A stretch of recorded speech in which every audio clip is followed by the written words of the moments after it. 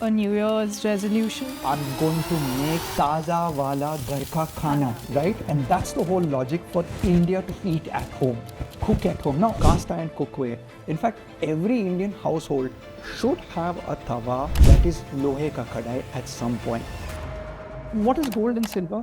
They're amazing metals. Aluminium is a very good conductor of heat. We anodize the aluminium to protect it, but because our cooking has got a lot of acid in it from the tomatoes, tamarind, or even vinegar, it will leach into the aluminium. Now, aluminium, mercury, lead, these come under that bad group. Food is going to etch. Etch means it's going to eat into the minerals. So I think cookware is something where the iron part can be highly subsidized or fortified by choosing the right cookware. And Ishita, you are the celebrity of your life. To everybody out there listening in, you are the celebrity of your life. So now you got to make this decision.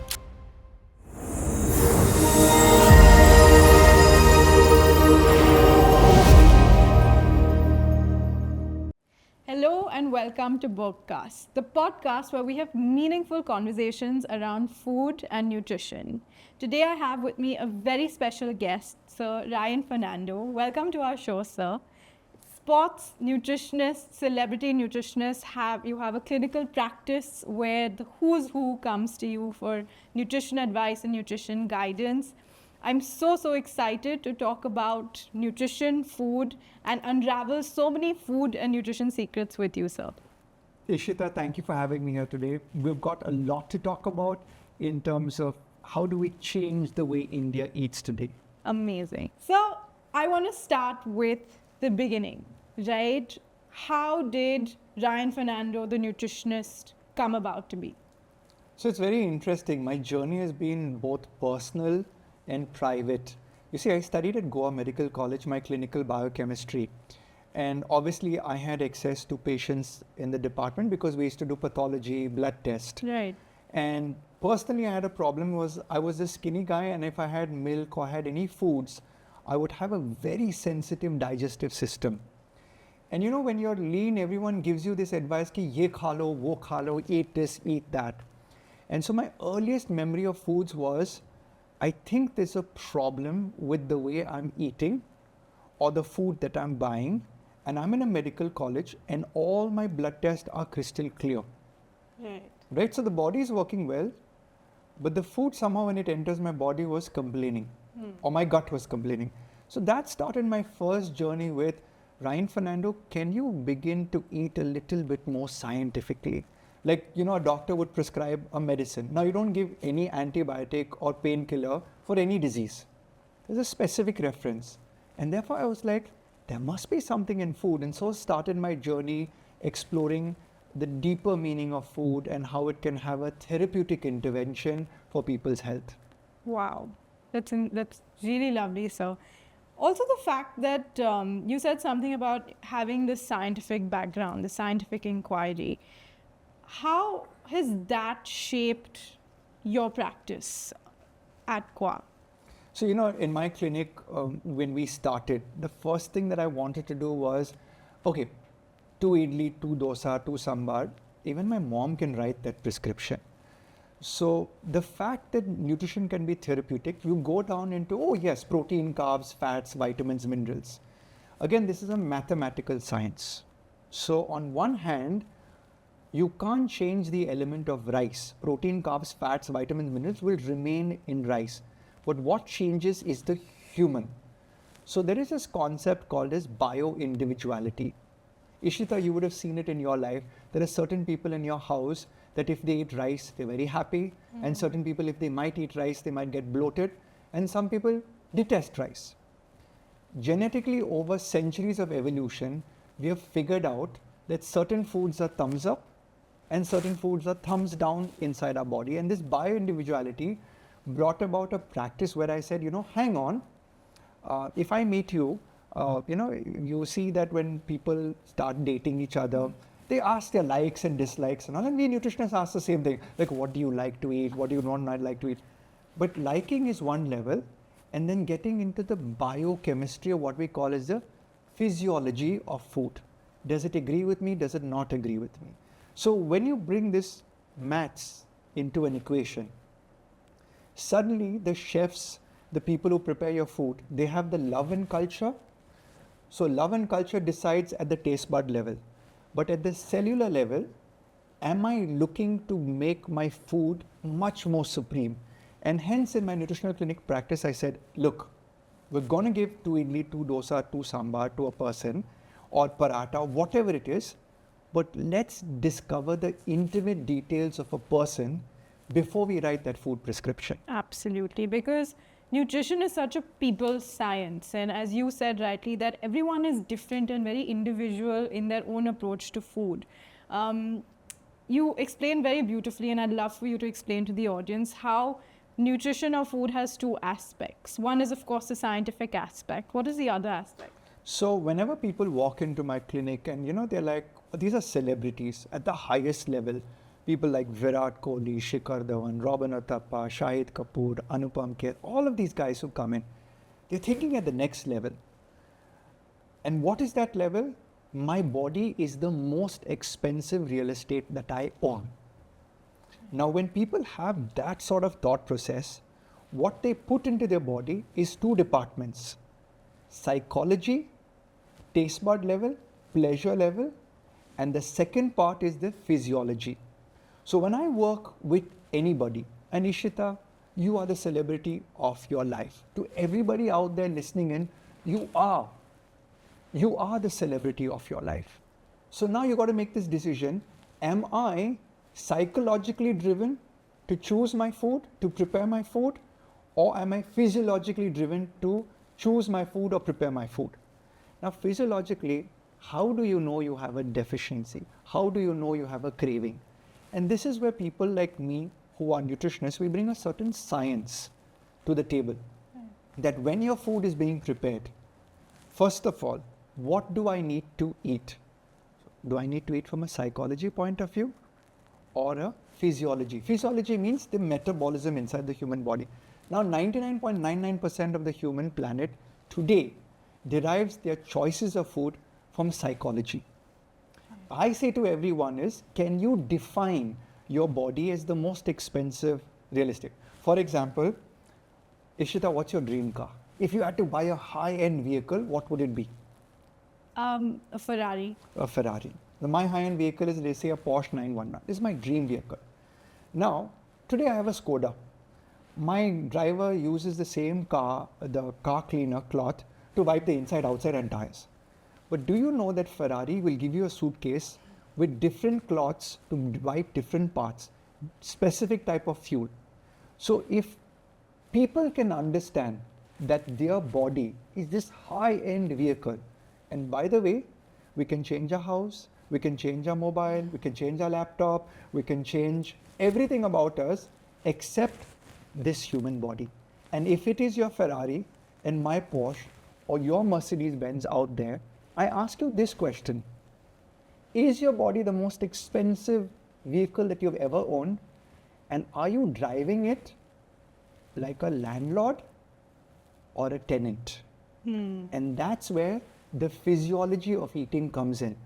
When you know you're a Ferrari, you will say to that food or that glass of water or that cup of tea, are you worthy to enter my body? And that brings about the first part of a diet plan. People say, "Sir, mere ko diet plan de do." The diet plan starts at the level of thinking, what do I want to put into my body? So what do I want to put in my body? When do I put that into my body? And how much? So the how much comes much later. Right. So deciding what to put into you is the bio-individual aspect. Amazing.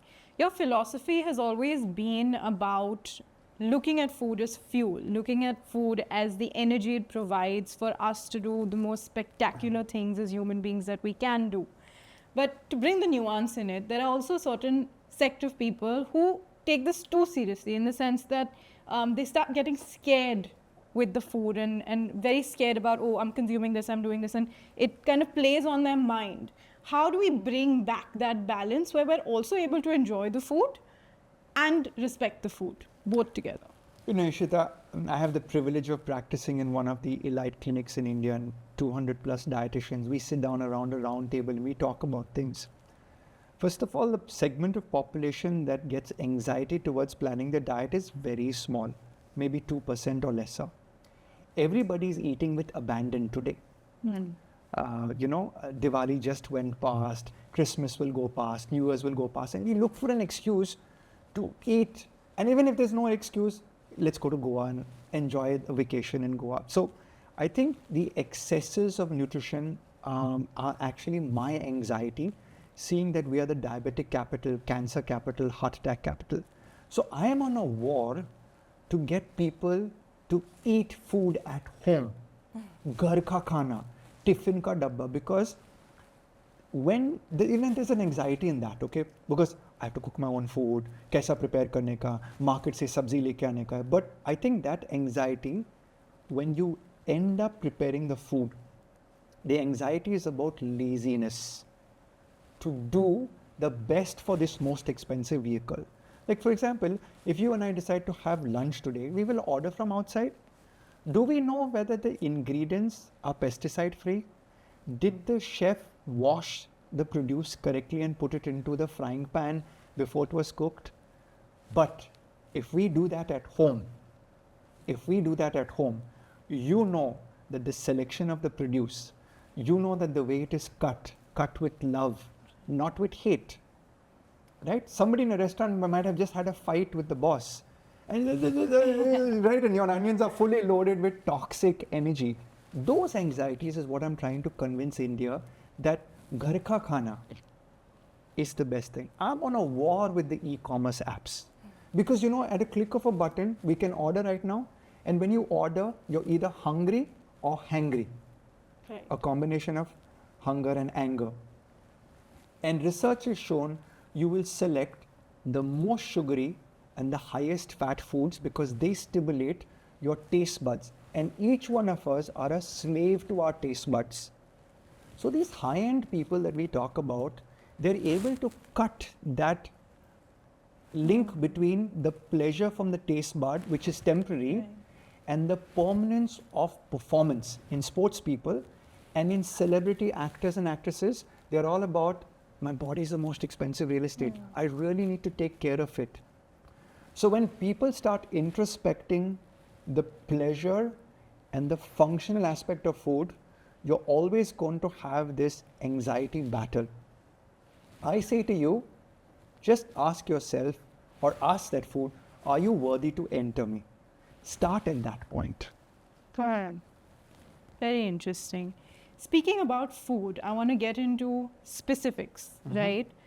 Iron deficiency is a massive burden in India.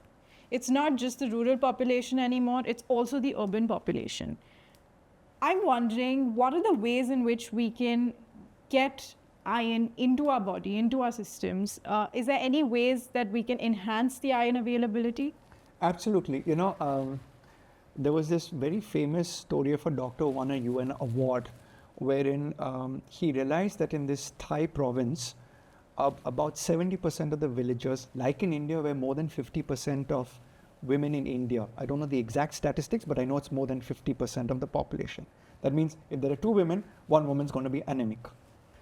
What he started doing is he realized that all these people in this district or province had low iron levels. So this doctor realized that if he added iron to the diet, iron filings to the diet, he would be able to enhance the nutritional absorption of iron. So what he did is he went and made this small fish of iron, okay, and he gifted it to all the women in the province and said, when you're making your curries or your soups or your noodles, put this fish inside that, and that fish, because it was made of iron, which had a high bioavailability, meaning the iron would jump into the cooking solution, and then when you consume that food, lo and behold, you get an iron supplementation. Now in today's day and world, we've gone beyond with cookware, cast iron cookware. In fact, every Indian household should have a tawa or a frying pan or a vessel that is lohe ka kadai at some point, because at least one meal prepared in that will give the woman the daily iron. Really? But I want to share one thing for people who watch podcasts.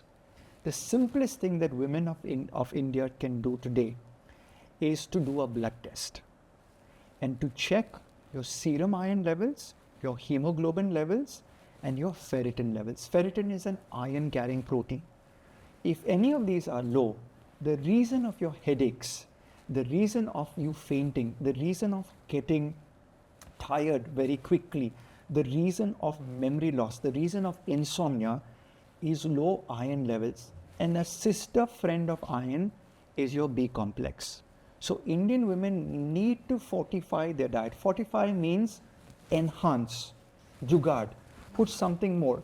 So I think cookware is something where the iron part can be highly subsidized or fortified by choosing the right cookware. And we add that to maybe helping a lot more of rural India and even urban India. And by the way, this is not only with women. The latest ICMR research has come out with the National Institute of Nutrition talking about children in 3 different age groups.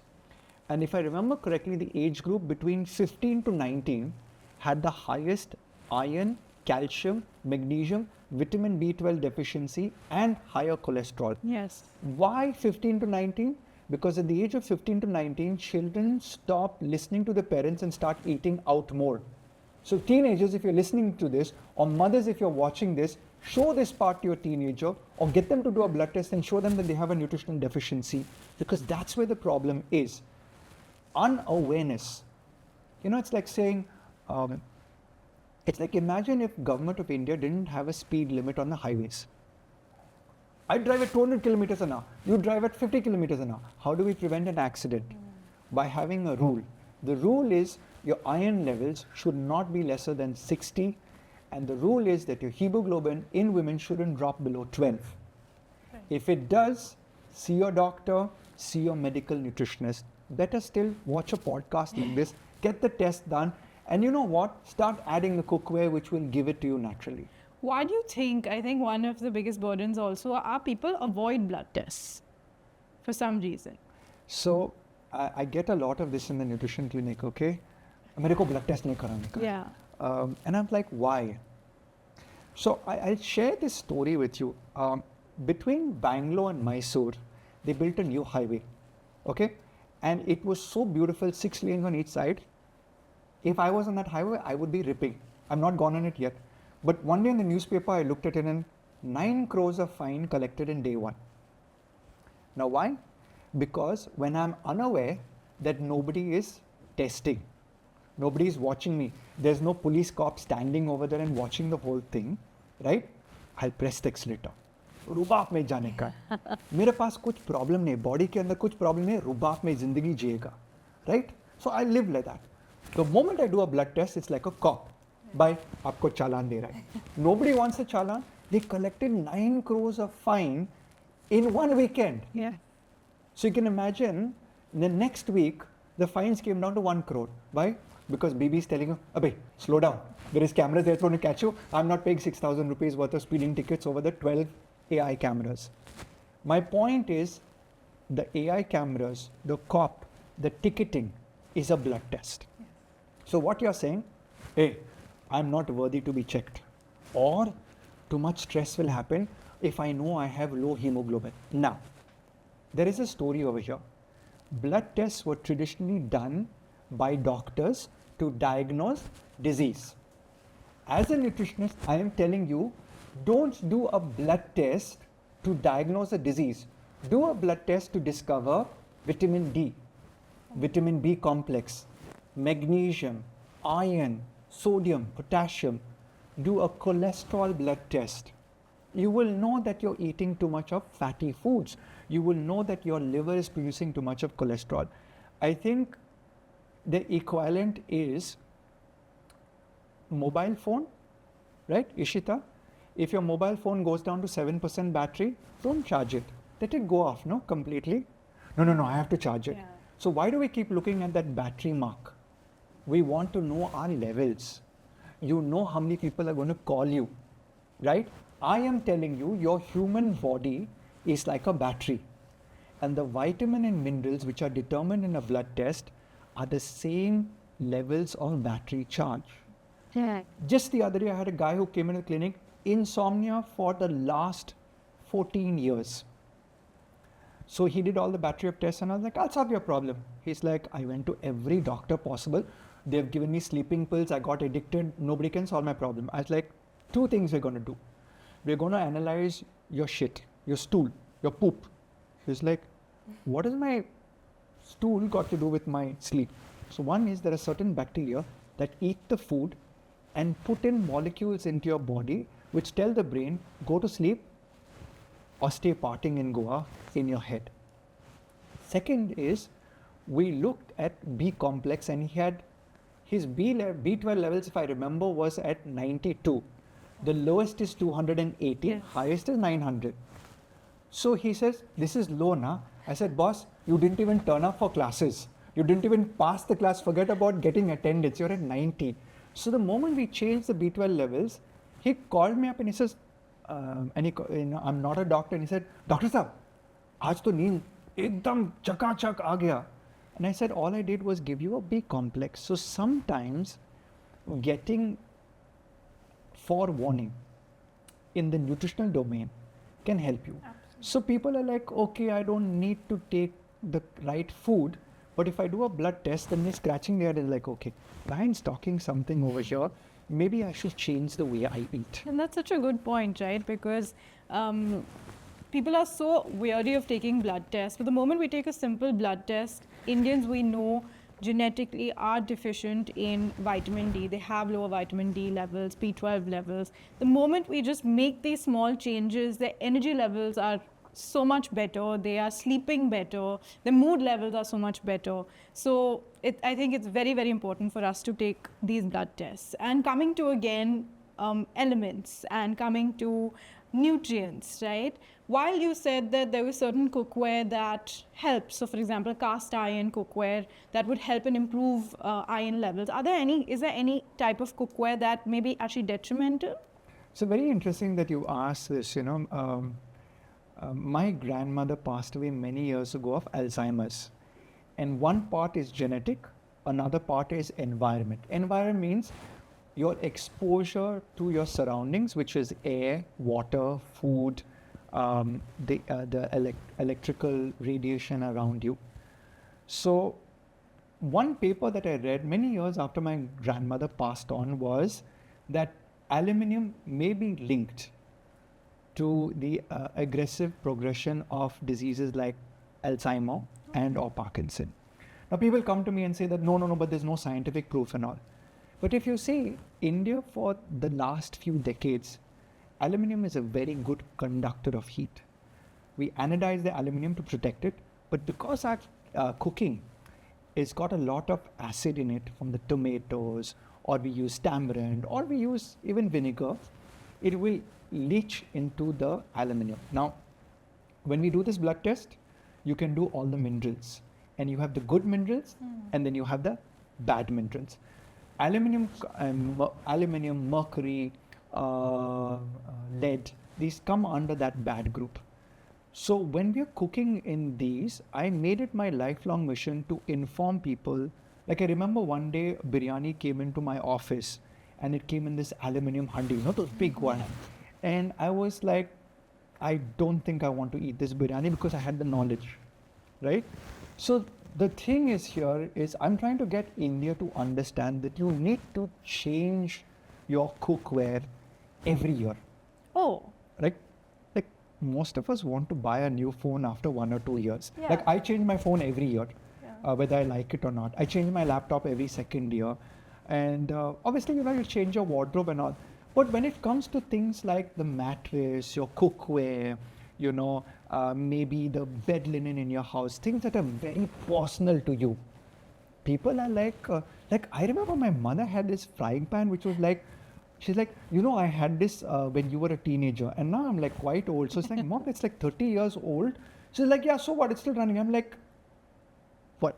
And so to make a long story short, when she came in for a vacation to see me in Bangalore, I called up her housekeeper and said, the pots and pans are enough. I made her show it and I said, throw it out. And I gifted her a brand new set. Because the older generation thinks that when we have something really old, it's gold. But they don't realize that the old technology is the toxic technology because it is degraded. So maybe with earthenware, I would keep it. But when it comes to metals, you want to be changing your pots and pans, at least in my opinion, every year or two. So, like a New Year's resolution thing? Absolutely. I mean, New Year's resolution, instead of changing your mobile phone, I would like change the pressure cooker, change the. Because see, your food is going to etch. Etch means it's going to eat into the minerals. Now, if it's a cast iron, I'm like, keep it for donkey's years. But do you know if the cast iron is good? Does it have different layers in it? What is the underlining layer? So there's a lot of guesswork, and the patterns of consumption today, I just say change. Get something new into your life. You know, we had Dhanteras, and everyone was talking about this festival where you buy gold or silver and stuff like that, right? What is gold and silver? They're amazing metals. And my housekeeping came up to me saying, "Sir, shall we get some new pots and pans?" I said, "Mona, Diwali ke liye nahi, New Year's ke liye." So she said, "New Year's क्यों भाई?"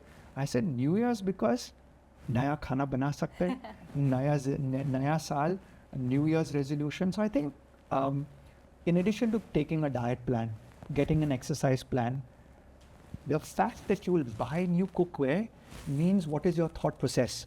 I'm going to make taza wala ghar ka khana, right? And that's the whole logic for India to eat at home, cook at home. Now, many of you will be working the jobs, the women have the children and have it.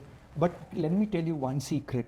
You can cook on the weekend with your children and store it in the fridge. You will not lose the nutritional value as much as you think of eating outside food, which is far more nutritionally negative than ghar ka khana stored in the fridge. Absolutely, absolutely. And coming to that, right? I think one of the biggest hindrances in cooking food is there's a lot of apprehension around it. Maybe it's our culture, maybe it's the way that the families are set up with staff and everything else, where no one really gets into the kitchen, or everyone is a little scared to cook. What would your advice be to someone who is open to cooking but just doesn't know where to start? Two things, okay? One is if you're single, okay? I always believe that my wife married me because she realized I could cook a little bit, right? So for all the guys out there, having a snazzy kitchen and learning to cook some basic stuff. Like you need to do dal chawal roti, you need to learn how to make rajma chawal, maybe saute a fish, fillet, something or the other. Guys learn to cook. Fastest way to a woman saying yes to you is learning to cook. Women, on the other hand, we men are very selfish. We're like, do you know how to cook? Right? So women, you need to know the basics. And for women, my secret to you, learn fatafat cooking. Dishes that can be made in 5 to 10 minutes. That's the most amazing thing you can do. But more importantly, once both of you get together and maybe decide to start a family, I've got an 11-year-old. He is super impressed when Papa enters the kitchen. And he's like, "Mama, you don't come in the kitchen. We boys are cooking." If you have a girl, father and daughter cooking is the most amazing thing. And women, you own the kitchen, but men of India try to enter the kitchen because the next generation is going to eat out.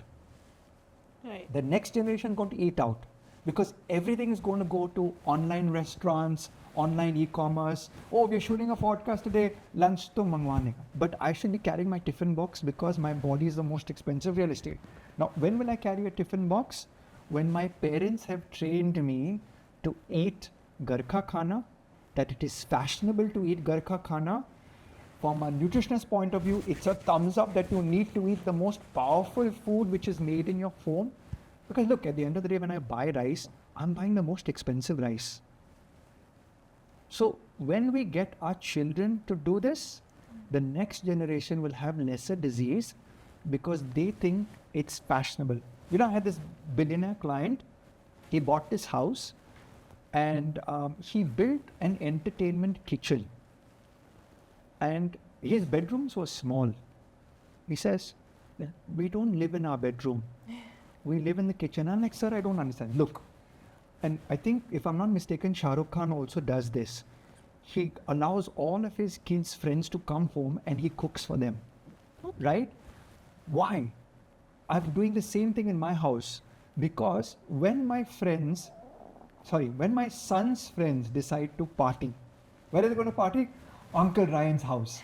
Why? Because there's a beautiful kitchen, Uncle Ryan's preparing, and his son Icon is amazing at putting things together. So guess what? The party is in safety of your home. Yes, there will be alcohol. Kids should drink under the right norms, which is under parental guidance. So I would think that this millionaire had the best thought process. His own kitchen, cook with the family, and trust me, that guy has such a big friend circle of his kids' friends that whenever the kid says, I want to go out and party, all his friends are like, we're partying at your house. So celebration of food can be done in our own kitchens when we get our children to appreciate the nuances of preparing food. And very often, it's such a great point, because very often we feel like just educating the children about, okay, this food is nutrient dense, this food has slightly lesser nutrients, and doing this categorization, this has protein, this has fats. Is that just enough? Ishita, you're a clinical nutritionist, and I run a nutrition clinic with very number of talented dietitians. We are architects. When you build a house, you get the blueprint of the house. But the true civil engineer in food is the mother, is the child that says, Mama, मेरे को घर का pizza चाहिए, मेरे को XYZ का pizza नहीं चाहिए. So, we architects, we have this very arrogant disposition that food density, protein, carbs, fats, vitamins. The reason I became famous is because I threw away the art of telling my client that you leave the science to me to write the prescription. But I brought in the love, the culture, the recipe, the dish, and the theater of making food at home.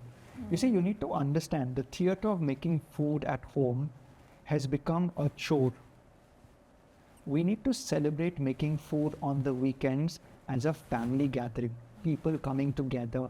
And so the moment we start doing that, लोग नहीं पूछेगा कि इसमें कितना protein है, इसमें कितना चीनी है, because when you're preparing it, you will get educated. Like if you went to my grandmother, she could fatafat tell you ki how much weight of rice, how much you should eat, and this was healthy or not healthy. Like she knew that brown rice was intuition. Good. Intuition was there, and we have centuries of Ayurveda. I remember my grandmother was born and brought up in Gujarat, and her father was the estate manager to the Maharaja of Kathiawar. So they had all of these Sufi guys and Ayurveda guys and all of that stuff. And just basic elements in cooking. Jeera, ajwain, sauf, very powerful. Haldi, right? I was recently shocked to find out that people in Uttarakhand, while they are very young, the Himalayan tertiary buckwheat, also I think known as kuttu ka atta, it has something called hobamine in it. Okay. Hobamine is the most powerful antioxidant agent that prevents the denaturing of your DNA. Simple, it is like, literally it's like this winter fairness cream that you put inside your body that gives you pyar se sundar anti-aging protection. I know a lot of people are going to go out and find out kuttu ka atta and buckwheat recipes, but not made in a restaurant, but made in your house. Why? Because when you put that pancake or that dosa, which you make with this kuttu ka atta, you'll figure out the purest ghee, organic ghee, the best heat temperature.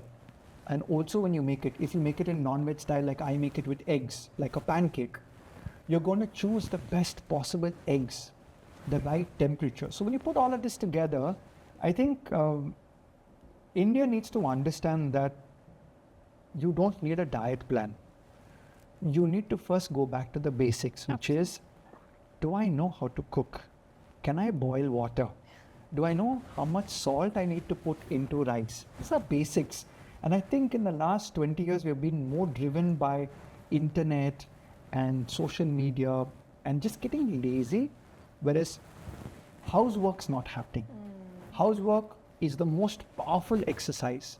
They're outsourcing all our housework to robotic vacuum cleaners and my pyara Mona, who's my housekeeper, who makes all our food, right?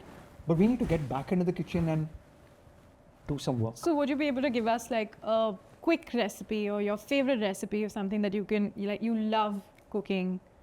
So my favorite always when I can't do anything is I find a protein. And I tell everybody, do a palm size protein if you're non-vegetarian. So palm size protein, thickness of your palm, that's the first thing I would put into a stir fry. Why stir fry? Because when you take capsicum, what is capsicum in Hindi? Shimla mirch. Shimla mirch. So Shimla mirch, the different colors. Okay, so buy the yellow, buy the red, buy the greens. And you'll have lovely chefs. Vikas Khanna is there. He's got some amazing recipes. Like follow his recipes, but take the stir fry because these guys are very powerful. And I use either coconut oil or I use ghee, clarified ghee of the highest quality to do my stir fry. And for those who are vegetarian, tofu or paneer. Now when you put those vegetables and you put that protein together, it's a very filling meal minus the carbohydrates. Now I'm not against carbohydrate, but you see our diet in India is predominantly carbohydrate. So when Ryan Fernando wants to do a celebrity cookout, I'm focusing on my protein and my vegetables because invariably there will be rice, there will be roti. And the point I'm telling people today is, our DJs, desk jockeys. If you're watching this podcast, you are a desk jockey. Okay? So everybody in this room also is a desk jockey. Right? How much movement do we have? I mean, if you look at your watch and how many steps, 2,000, 3,000 steps, aaram se milne guys. To be in today's world, you need to get 15,000 steps. So forget the steps. Let's come back to the food. In the olden days, people ate this much rice, this much dal, this much sabji. हमको क्या करने का है? We should eat this much sabzi, this much dal, and this much carbohydrate or rice. Because we are not physically moving that much. We're using our brains, but it's only desk movement. So just to reiterate what you're saying, it's not no carbs, right? It's about eating food in appropriate quantities for a particular individual. So for example, if someone is active or someone has, say, even a job, a standing job, so a teacher, those kind of people, they should be eating according to their movement, activity. And it's again, we are saying it's not no carb, but it's eating as per your requirement. Ishita, I'll tell you a secret. Okay, I've been doing this for 2 decades now, and the who's who of the world have come to me for a nutrition plan. The secret is this. You and I have never been taught how to eat out of science. We've been taught to eat out of love and culture. The portions that each one of us eat is determined by the love and culture served onto your plate. Between the ages of 9 and say 20. Mummy to प्यार से देता है ना plate के ऊपर. So you develop a certain amount of food that you're going to eat. Nobody checks इसमें कितना protein, carb and fat. The only people are doing this are people who start going to the gym between 13 and 20 in sports nutrition. कि इतना protein है, इतना carbohydrate. So India predominantly eats out of love and culture. What you need to be doing is get educated. कि हाँ भाई मैं तो चावल ले रहा है, कितना चावल लेने का है? हाँ ठीक है, 1 कटोरी का चावल मेरे को 150 कैलोरी दे रहा है. हाँ, 100 grams, so much of calorie. Start learning this. You don't need to do a diet plan. No. You need to get an awareness. This is my weight, right? For this quantity of weight, what is my calorie requirement in the day? Calorie का मतलब unit of energy. So assume somebody requires 2,000 calories a day. जैसे आपका गाड़ी है ना, you have to drive from Bombay to Pune. How much petrol will you put in the car? You can't put half petrol tank and then stop halfway at Lonavala. Right, कि भाई lift दे दो, भूल गया petrol डालने के लिए. Human body is like that. Know how much you're going to drive, calorie expenditure, and see how much you need to consume. Lovely. What a great example. And this is, you won't believe it, but this is exactly the same example I give all the small children that come in the clinic as well, because it's the best way to explain it, right? Wow. I mean, we've ended up speaking about so much, right from your beginning, how it started, to speaking about blood tests, speaking about nutrients, speaking about cookware.